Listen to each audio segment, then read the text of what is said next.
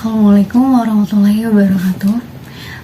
Perkenalkan, nama saya Octavia Listiani. Ini sekarang kita akan menjelaskan materi tentang OOP, yaitu Object Oriented Programming. Istilah OOP ini tuh biasanya digunakan oleh para pembuat program atau sering disebut juga dengan programmer. Bagi seorang programmer, konsep OOP merupakan konsep yang basic atau konsep utama pada pemrograman.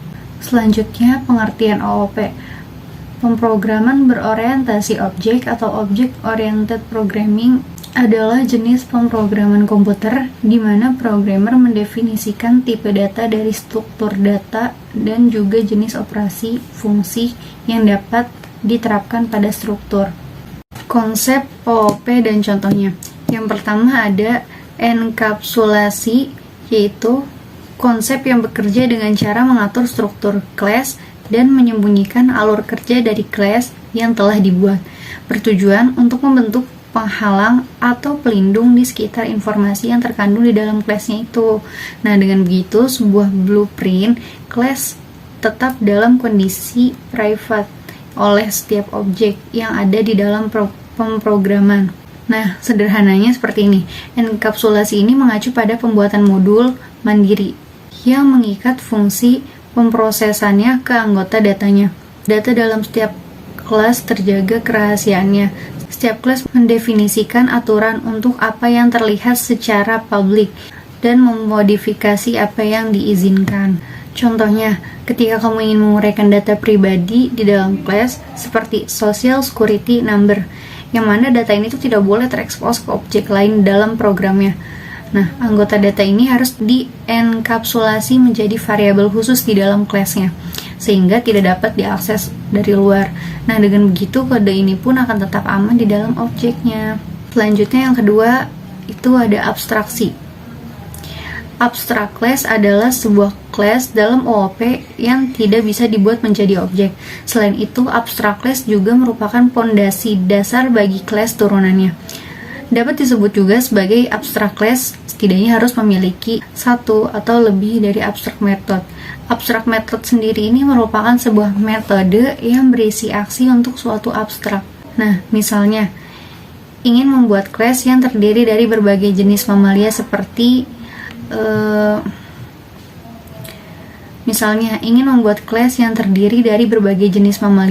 kelas singa, kelas harimau, kelas serigala. Nah, seluruh kelas ini tentunya memiliki ciri-ciri mamalia seperti memiliki gigi yang lengkap, alat pernapasan paru-paru, dan memiliki rambut atau bulu. Setiap hewan mamalia ini merupakan ciri-ciri umum dan ciri khususnya. Nah, untuk ciri umum ini biasa digunakan di setiap kelas yang diturunkan dari kelas mamalia. Ciri umum tersebut adalah dibuat dalam metode memiliki ciri underscore umum dalam kurung.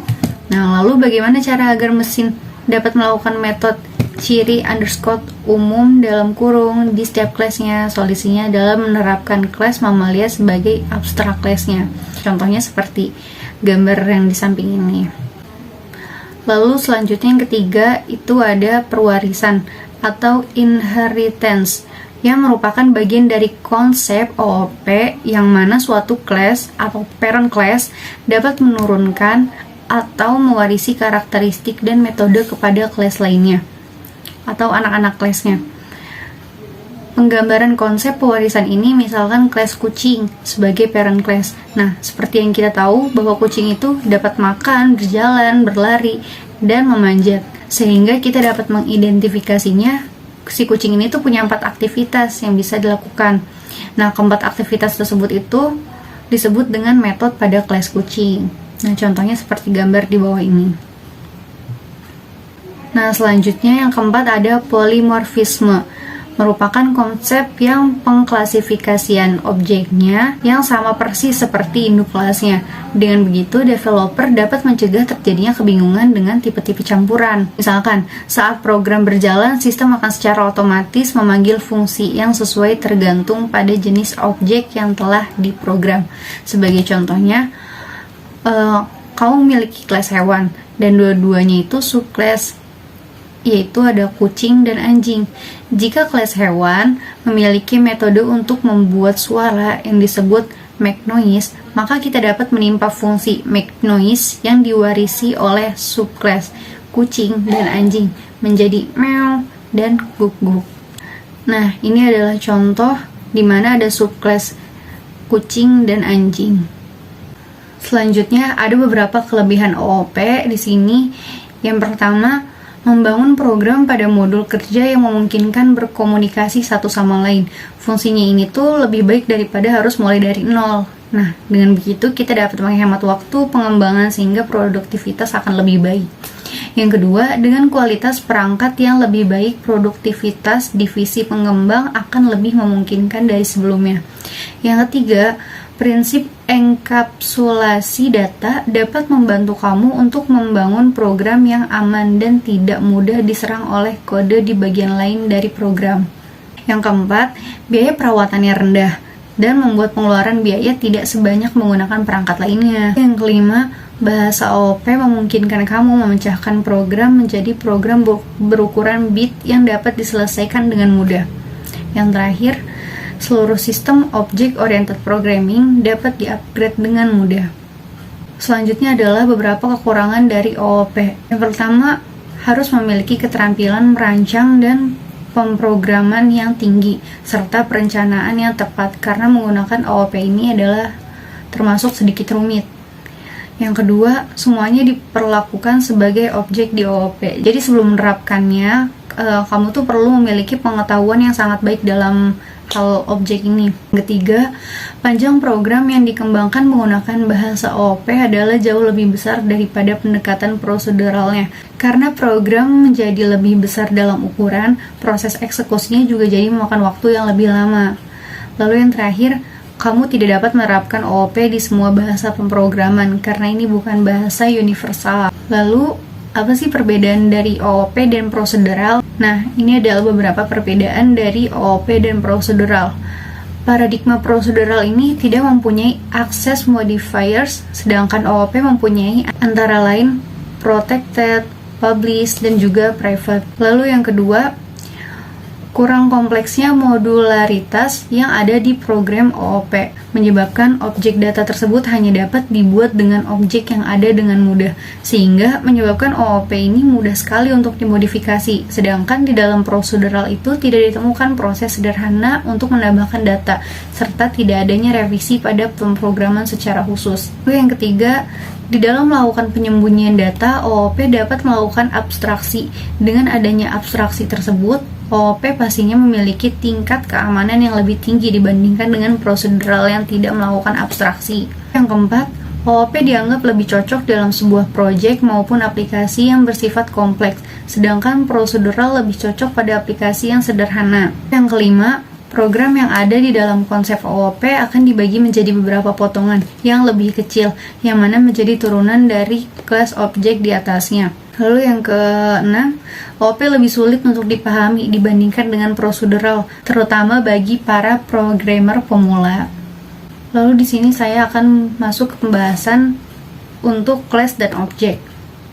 Class, instan yang didefinisikan oleh class. Yang kedua, banyak objek yang dapat dibuat menggunakan satu class. Jadi dalam satu class ini kita bisa memasukkan beberapa objek-objek. Nah, itu tuh masih bisa dalam satu class. Kita tidak perlu membuat class-class baru lagi. Gitu. Yang ketiga, objek dibuat dengan menggunakan keyword new. Cara membuat class. Yang pertama itu diawali dengan menuliskan keyword class, lalu diikuti nama dan dibatasi dengan kurung kurawal buka tutup untuk menyimpan properti dan metodenya. Yang kedua, aturan penamaan class harus sama seperti variabel yang ditulis sebelumnya, agar nanti saat pemanggilannya itu muncul gitu. Jadi nggak boleh beda sama variabelnya. Lalu di sini ada objek.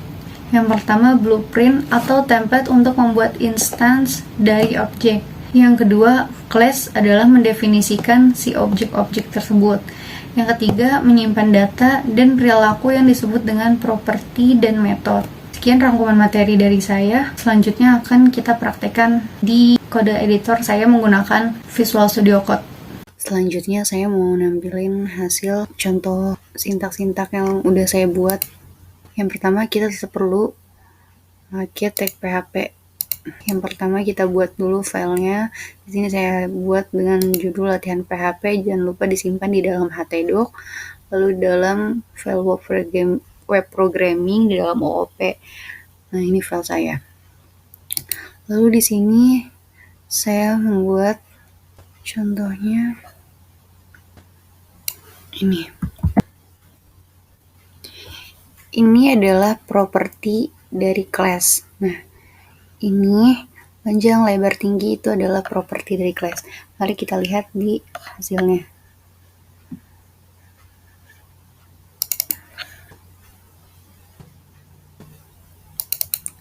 Di dalam OOP, lalu kita klik file yang kita buatnya, latihan PHP.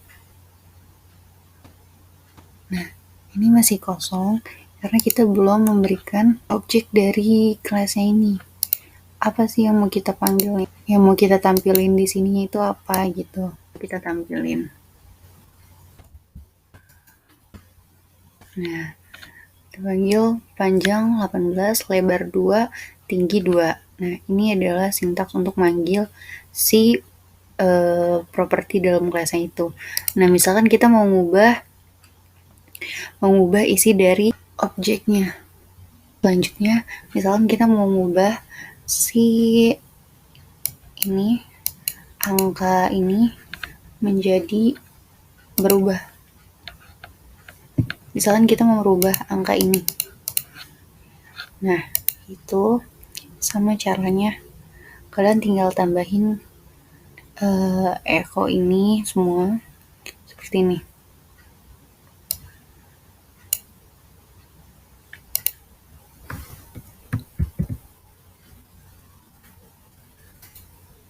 Lalu kalian masukin angka berapa yang mau kalian ubahnya. 10 yang sebelumnya.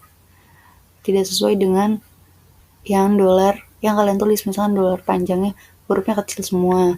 Lalu di sini tiba-tiba jadi besar. Ini nggak akan keubah. Nah, misalnya seperti ini. Coba kita panggil. Nah, di sini panjangnya masih sama. Sedangkan untuk lebar dan tinggi udah berubah. Karena apa? Karena si panjang di sini itu kecil semua di dalam dolarnya ini.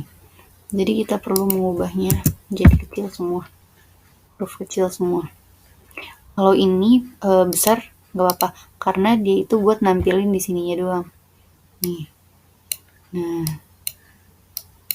gitu. Coba kita refresh. Nah, ini setelah berubah. Tadi 18, sekarang ini udah jadi 10. Gitu. Lalu untuk ini kita komentarin. Misalkan kita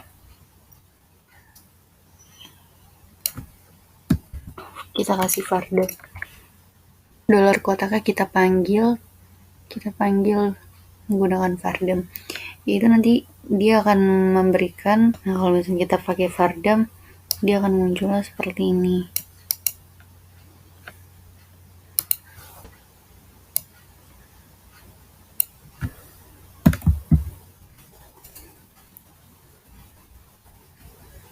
Lalu kita coba yang ini.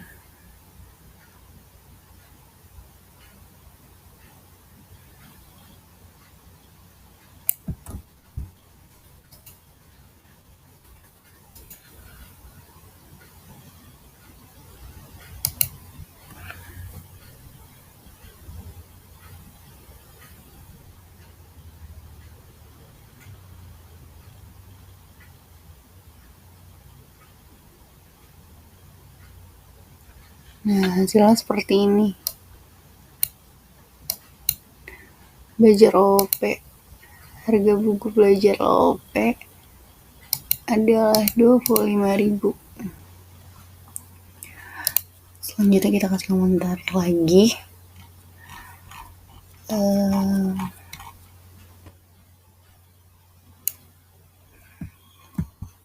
Lalu kita coba tampilin ini hasilnya.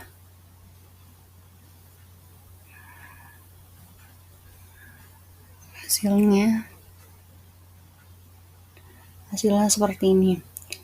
Kenapa ada seperti ini? Karena kita pakai Vardam. Nah, dia dijelasin nih. Tuh, string di sini alpha. Kenapa 4? Karena alpha ini ada 4 huruf, beta 4 huruf, dan Charlie 7 huruf, dan seterusnya. Nah, Agus juga nih ada 4 gitu.